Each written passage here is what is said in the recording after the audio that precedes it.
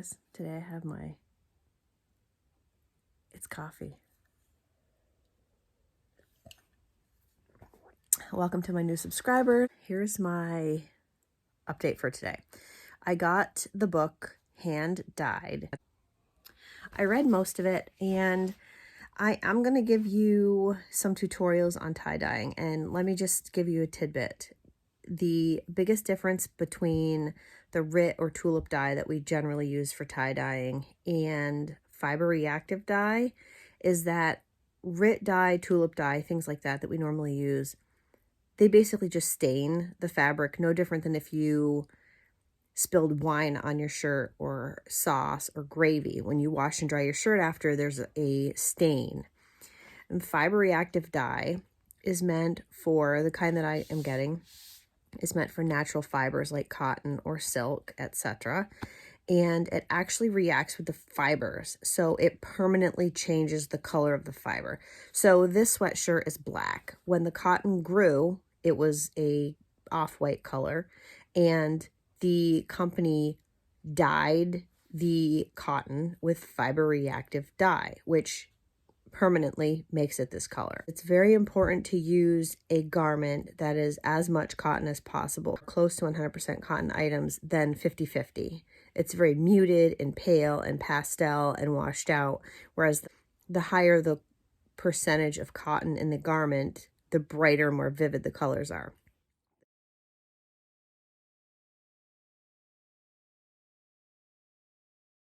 So if you guys want to do the tutorial along with me, then find yourself a close to 100% cotton piece of clothing. It can be leggings, it can be pajama pants, t-shirt, sweatshirt, whatever, but as much cotton as possible. And go online or go to your local arts and crafts store and pick up a couple colors of fiber reactive dye. It is the kind that I got is Procyon, and it is in a little tiny container, but don't be afraid. You only use just a tiny amount, and it's powder. So we're not going to be mixing it with water. We're just going to be sprinkling it on top of the ice, okay? So there's that. The second project is the spinner skirt. I'm thinking of doing two different things. One is going to be a patchwork spinner skirt. And when I say spinner skirt, I just mean a skirt that is the size of your waist at the top and then more flowy at the bottom. And the other one that I'm going to make is going to be 100% cotton. I'm going to make the skirt as usual with the triangles of fabric, and then I'm going to tie-dye it.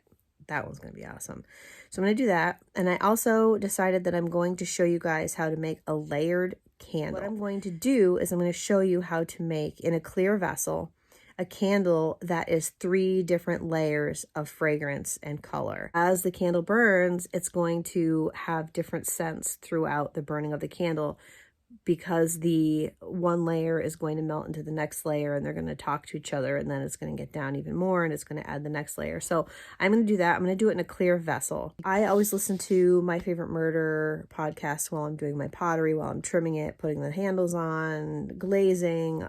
Pretty much while I'm working, I'm listening to My Favorite Murder podcast, and they have so many good quotes, and their outlook is, if you can make something, if you're crafty and you can make something and you can make money from one of our ridiculous quotes, go ahead and do it. I did one of the quotes from the podcast and put the mug up on my Instagram, and it has like 320 some odd likes in just a little over 24 hours. So I'm like, holy crap, people like this. I've had a number of people reach out. How can I get that? So I'm making about 10 of them, making a set of mugs for Nicole and Hudson. Hi, Nicole. And I get some porcelain clay. So, oh, Hudson Boy Candle Co. I didn't say that. Nicole and Hudson of Hudson Boy Candle Co. That's what's coming.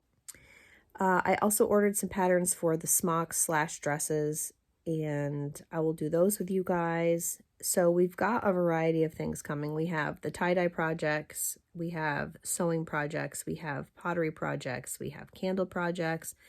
We are going to have just a bunch of cool things coming up. And I'm going to throw a bunch of mugs that are made of porcelain, and it's just so beautiful and smooth and easy to work with. So I'm going to edit this way down because it's 10 minutes long and nobody wants to listen to me for 10 minutes, and finish my coffee that is disguised as tea.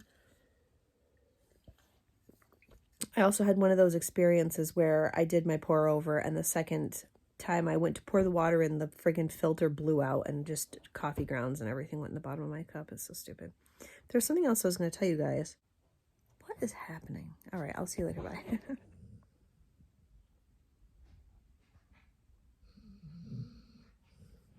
Hi guys, I want to say thank you to my new subscribers, and I didn't mean to leave you guys hanging this week. I am perimenopausal and I've had 3 extremely bad headaches, borderline migraines, and I did do, as you'll see, some tie-dyeing trials, some sewing, and I wanted to try the ice dyeing on my own before I did a tutorial in case it comes out like poop.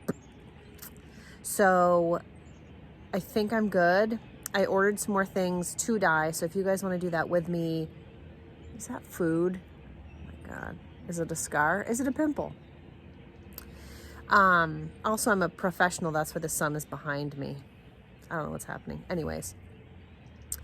So if you want to do the tutorial with me, just get something that's 100% cotton and some fiber reactive dye. And I also noticed that my bags are really bad today. I had a crying fit. I'm hormonal, guys. I'm sorry. But anyways, so I am going to do the spinner skirt. I have to go get more fabric. I made 2 pairs of overalls. I will show those in a different video, but I put pictures of one of them in here. I'm sorry this is really scattered, but I've been a train wreck all week. But I want you guys to know that I am still here.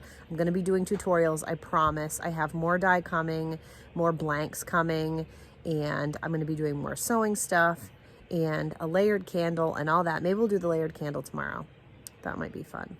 But anyways, thank you so much for my new subscribers and to all my subscribers. And I'm sorry that I've been absent. Anyways, I love you guys, and I'll see you next time. I made a pattern from a pair of overalls I got on Etsy and used it to make these overalls. They came out amazing. I made another pair last night. I'm going to start selling them. These are the first leggings that I tie-dyed last week, and I didn't really like them. So I ice dyed them once my fiber reactive dye came, and now they look like this. So this is what I'm going to do as a tutorial with you guys. So if you guys want to get a white pair of pants that's 100% cotton, or really anything that you can fold, I'm going to do that tutorial with you guys next week. This is the tulip dye versus ice dye side by side. Absolutely no comparison. This pair I just kind of scrunched up and they came out cool. Here they are drying on my deck. And this is my little label I made with heat transfer vinyl. I'll see you guys next time. There's birds. They're coming back. It's almost spring. I look like a crazy person. And my eye. See that eye? This eye? It's just looking somewhere else. It's fine. It's fine. Bye, guys.